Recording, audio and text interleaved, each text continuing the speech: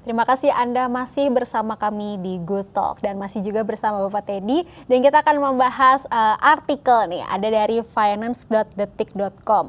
Judulnya hati-hati lowongan kerja fiktif gentayangan saat pandemi. Ini kan bisa menjadi apa ya? Bisa menjadi malapetaka juga ya Pak ya, karena kan kok ya jahat ya orang kok lagi cari pekerjaan tapi kok malah ditipu kayak gitu kan. Nah, menurut Bapak sendiri nih gimana nih caranya para fresh graduate gitu untuk tetap bisa saring nih yang mana sih yang benar ini tuh benar-benar peluang pekerjaan yang sesungguhnya atau bukan, atau malah bodong-bodong gitu. Karena kan pasti kan kita namanya udah kadung cari uang, udah pengen cari pekerjaan kan, wah ada tawaran kan pasti langsung diambil gitu, sampai akhirnya kita nggak bisa tahu nih ini tuh real atau bodong gitu. Gimana Pak kira-kira?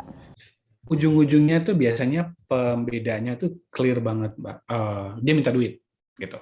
Nggak ada lowongan pekerjaan yang minta duit di perusahaan besar, harusnya ya. Maksudnya saya juga nggak pernah dengar dia kecil dan besar gitu, karena dia mencari orang gitu. Jadi kalau yang mencarinya adalah pekerjaan langsung, dia nggak ada urusannya dia minta duit. Jadi kalau begitu ada dia minta duit, langsung udah tinggalin deh gitu, bye-bye aja gitu. Nah, mungkin yang lebih detail-detailnya itu identitas gitu. Jadi emailnya, kalau emailnya dari email-email yang gratis, nah itu nggak deh kayaknya. Itu ada yang aneh gitu loh. Antara dia nggak benar atau dia sebenarnya mencarikan untuk perusahaan itu, yang mana sebenarnya apakah itu yang kita mau atau tidak gitu ya. Memang ada perusahaan yang dia bergerak di bisnis mencarikan sourcing atau mencarikan tenaga kerja untuk perusahaan lain gitu. Tapi kalau dia tidak terus terang mengenai hal itu, saya saranin dihindari aja gitu. Jadi kecuali dia memang benar-benar mengatakan kami adalah perusahaan yang mencarikan tenaga kerja, saat ini klien kami mencari. Nah, kalau dia ngomong kayak gitu berarti memang dia clear gitu ya. Nah, itu nggak apa-apa diikuti gitu karena memang benar gitu. Tapi kembali ke tadi, identitas tuh yang paling kelihatan lah gitu. Baiknya memang yang menelpon dari telepon kantor gitu, dan telepon kantornya itu bisa kita cari gitu ya. Kalau telepon kantor itu kan enaknya kalau kita lagi ngomong terus ada nomor telepon, dia lagi ngomong, saat lagi ngomong kita langsung bisa Google gitu. Oh, ini memang benar nomor ini gitu ya, memang benar nomor perusahaan tersebut gitu. Atau kita bisa tanya balik gitu, ini alamatnya di mana gitu. Nah, kan dia juga agak sulit gitu kalau dia nggak siap gitu kalau untuk berbohong-bohong kayak gitu. Satu lagi tuh bisa telepon balik gitu. Mana nomor teleponnya gitu. Nah, telepon balik gitu. Kalau perusahaan-perusahaan biasanya dia nggak langsung orangnya yang mengangkat gitu. Ada administrasinya, ada apa gitu. Nah, itu juga jadi indikasi-indikasi gitu. Memang susah sih Mbak kalau online ini ya, kita nggak bisa datang ke gedungnya kan ya. Kalau ke gedung kan dia udah nggak bisa bohong banget kan ya. Ya, tapi mungkin itu indikasi-indikasinya gitu.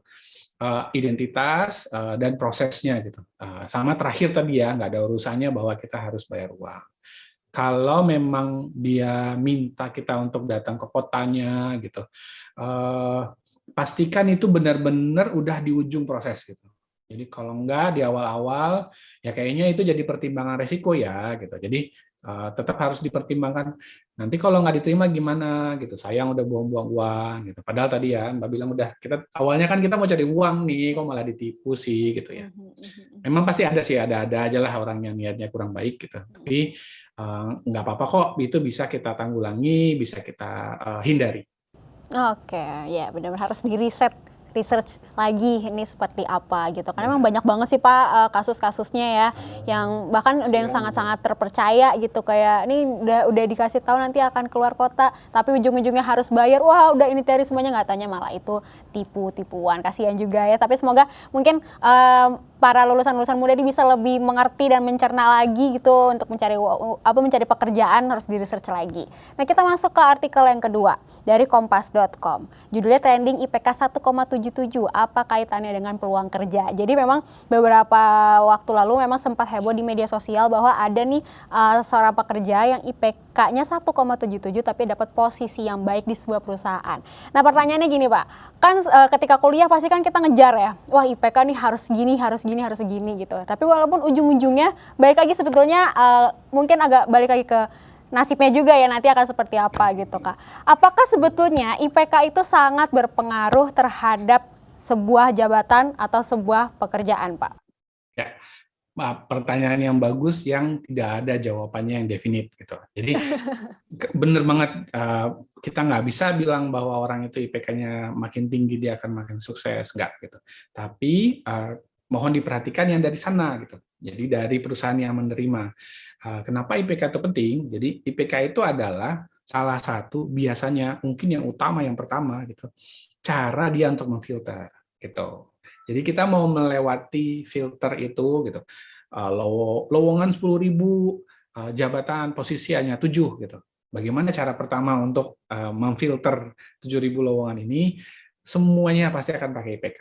Gitu. Jadi sebenarnya tidak ada masalah bahwa IPK yang tinggi akan bukan masalah itu. Masalahnya adalah pada saat melamar kerja kita harus lewat si proses-proses tadi gitu. Nah, proses yang pertama biasanya IPK. Nah, orang itu kayak gitu aja. Gimana caranya saya bisa memperkecil jumlah ini menjadi jumlah yang bisa manageable oleh saya? Ini kata rekruternya ya di perusahaannya. Ada 7.000 orang. Ada nggak sih IPK-nya yang sampai 3,9? Ada. Kalau gitu kita ambil 3,5 sampai 3,9. Udah selesai gitu. Dianya itu. Jadi ini bukan masalah itu adalah sebagai indikasi atau enggak ya gitu. Tapi itu indikasi atau enggak? Harusnya iya gitu. Kenapa? Karena IPK itu kan performance nilai ujian yang akumulasi gitu. Ada nilai interaksi kita di dalam kelas, ada nilai kita mengumpulkan tugas-tugas, ada nilai kita untuk ikut ujian 2 kali gitu. Jadi bukan yang kayak mendadak terus dibikin terus kita harus jawab secara tiba-tiba terus langsung nilainya sembarang, enggak gitu. Itu diperhatikan caranya, terus diakumulasikan nilainya untuk sampai keluar itu yang si A, si B, si C, si D itu tadi gitu. Dan ketika dikumpulkan dibagi dengan jumlah SKS-nya, dapatlah 1,77, 2,38, 4,2 gitu. Nggak ada ya, 3,8 gitu. Tapi keluarlah nilai itu. Jadi nilai itu tidak dimaksudkan untuk keluar sembarangan dan tanpa menggambarkan sesuatu. Dia berniat untuk menggambarkan bahwa orang ini dalam setiap periode semesternya upaya dia, usaha dia, maupun kemampuan dia sendiri untuk mengingat sesuatu atau menganalisa berdasarkan sesuatu yang dia pelajari itu segini gitu. Nah ya akurasinya pasti berbeda-beda gitu, tergantung pada nilainya itu sebaik mana, rubriknya sebaik mana gitu. Tapi itu tujuannya nilai itu ada gitu supaya dapat nanti ke siapa aja dia kasih gambaran itu gitu. Apakah orang yang 1,77 itu orang yang tidak akan sukses? Sukses itu apa dulu gitu. Sukses itu kemampuan dia untuk melakukan pekerjaan ini enggak gitu. Jangan-jangan si 1,77 tadi dia sukses tapi tidak sukses sebagai karyawan, mungkin sukses sebagai owner atau mungkin tidak sukses sebagai pekerjaan yang ini tapi pekerjaan yang lain gitu. Nah, itu kan jadi banyak ya variabelnya buat kita untuk dengan gegabahnya mengatakan 1,77 pasti tidak sukses, enggak. Tidak begitu sih. Cuma sih agak bingung tuh Mbak, di bawah 2 kok bisa lulus ya?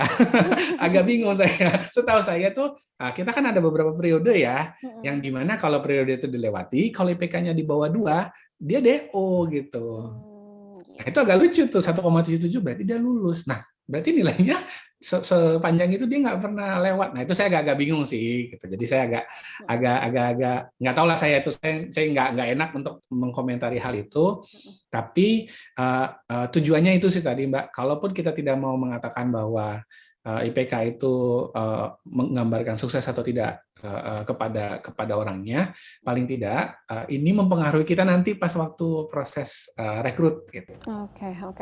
Memang sebetulnya mungkin IPK itu menjadi salah satu syarat yang mungkin digunakan oleh sebuah perusahaan untuk minimal nih gitu, karena kan memang setiap perusahaan pasti kan ada kan IPK-nya minimal berapa, pengalamannya apa, kayak gitu-gitu kan, tuh menjadi salah satu dasar lah gitu untuk para pekerja nih atau perusahaan untuk menilai nih, kalau misalnya dia sudah berani untuk ngelamar berarti dia ada di standar itu, seperti itu kan ya Pak ya. Nah tapi kan kalau untuk IPK yang mungkin yang lainnya gitu memang tidak menjadi penentu kesuksesan orang lain gitu ya Pak ya, karena memang pasti yang dibutuhkannya lagi adalah soft skill, baik lagi ya Pak ya. Jadi benar-benar setuju. Jadi dan juga hard skill-nya juga mungkin tidak spesifik yang itu ya. Umpamanya dia tidak sukses sebagai profesi yang ini, dia bisa sukses sebagai profesi yang lain, gitu. Atau dia tidak sukses sebagai karyawan, tapi dia bisa sukses sebagai pengusaha, gitu. Jadi kan ada banyak cara untuk sukses dan ada banyak kriteria untuk sukses ya. Sukses bisa dikatakan pemasukan per tahunnya berapa, atau sukses bisa dikatakan sebagai dia bisa memperbaiki berapa orang di sekitar dia kehidupannya, gitu. Nah itu kan luar biasa ya berbedanya, gitu. Oke, oke. Nah, kita kembali lagi nih kalau untuk para pekerja atau sarjana-sarjana muda yang sekarang lagi struggle untuk mencari pekerjaan di tengah pandemi. Apakah ini bisa menjadi salah satu latihan dalam tanda kutip mereka-mereka semua ini untuk lebih kuat lagi secara mental dan mungkin lebih kreatif lagi gitu? Karena kan memang ya nggak ada yang mau juga ya pakai keadaan seperti ini gitu. Walaupun secara namanya cari pekerjaan susah, nggak pandemi pun memang itu udah lama gitu. Apalagi tambah pandemi lebih susah lagi gitu. Apakah ini bisa menjadi membentuk suatu calon pekerja atau generasi nanti untuk lebih kuat lagi, lebih kreatif lagi untuk di masa depan gitu, Pak? Ya kita kalau sudah melewati posisi ini gitu, kita melewatinya kan dengan berdarah-berdarah ya Mbak ya, maksudnya kita melihat sendiri orang di sekitar kita yang terkena gitu, bahkan mendahului kita gitu. Saya kehilangan banyak teman gitu. Ya ini akan merubah kita lah secara dasarnya gitu. Kita akan menjadi lebih hati-hati. Kita akan tadi halnya ada beberapa hal yang nggak kita perhatikan sekarang jadi kita lebih perhatikan gitu. Tapi kalau saya sih melihatnya manusia itu sejarahnya dia akan berusaha untuk mencari yang terbaik daripada apa yang ada. Gitu. Jadi dengan situasi yang dia miliki, dia akan mencari bagaimana caranya untuk unggul dalam situasi itu. Gitu. Kelebihannya manusia adalah dia bisa bikin alat. Gitu. Jadi dia bikin alat, dia bikin teknologi, dia bikin sesuatu yang membantu dirinya untuk jadi optimal di dalam kondisi apapun. Kita akan berubah nih. Saya nggak tahu Mbak pernah lihat nggak? Ingat nggak? Dulu pernah tuh Kompas itu halaman pertamanya ada gambar serem banget. Dia bilang ini nanti gambaran orang di masa depan. Orang itu pakai masker terus agak aneh gitu. Nah itu kan tidak ya mungkin agak lucu ya, tapi kita sedang di posisi itu di mana udara itu ada kemungkinan dia membawa sesuatu yang membahayakan kita gitu. Tapi ya nggak apa-apa kan kita beradaptasi kan, kita sekarang pakai masker gitu. Nah, toh maskernya dibikinnya lucu-lucu, ada gambar apanya.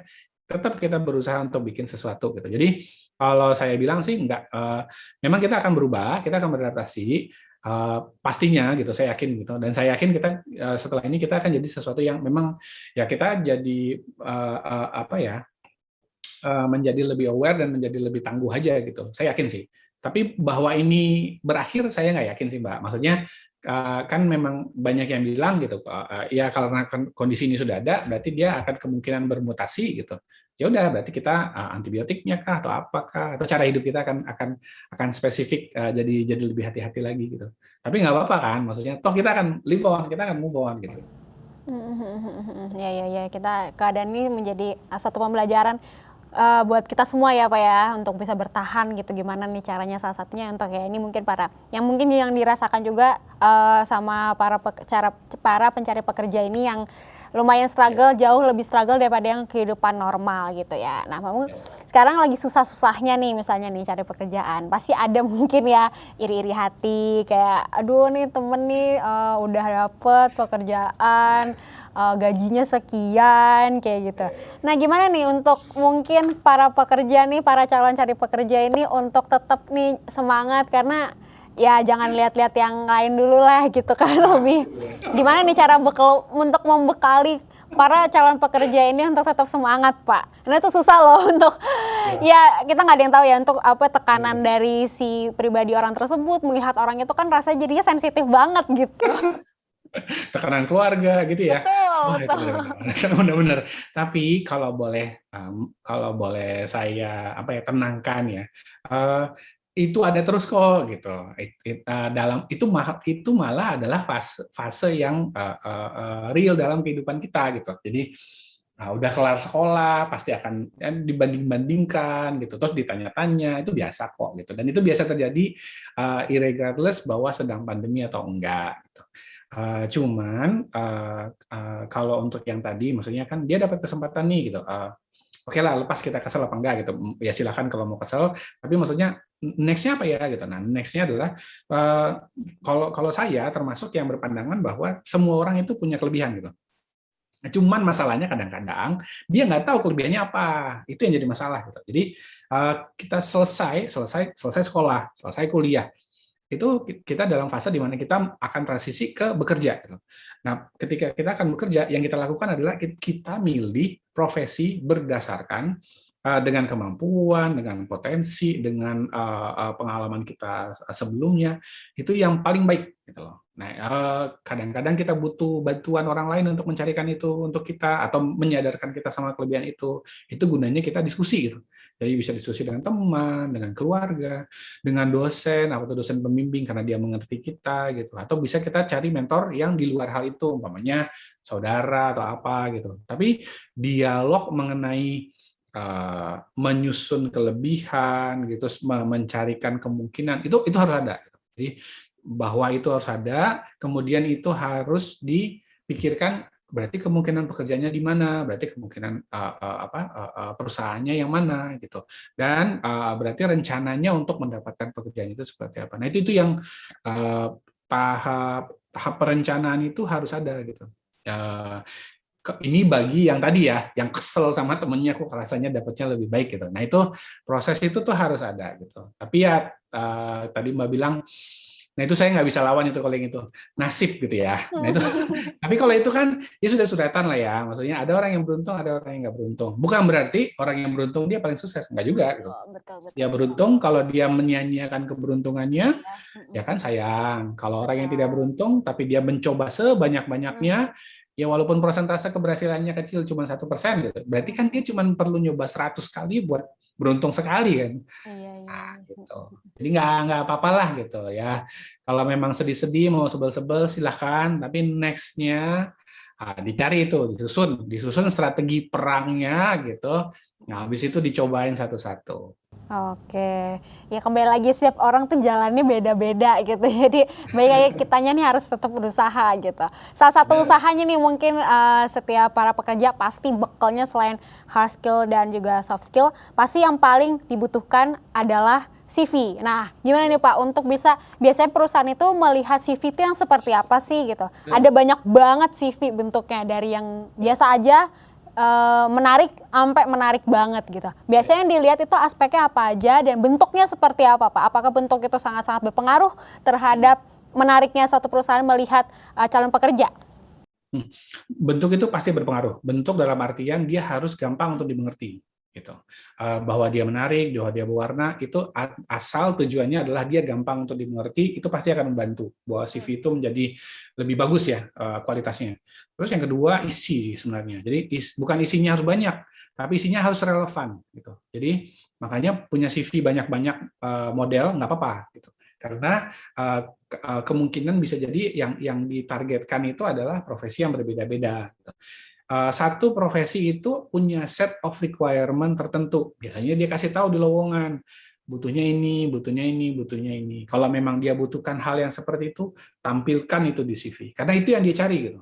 Jadi nggak perlu tampilan CV itu yang banyak-banyak, yang heboh gitu. Karena kalau tidak relevan, either itu nanti di skip atau ya orang akan membacanya dengan effort banget gitu. Effort banget itu berarti dia nggak happy loh bacanya gitu.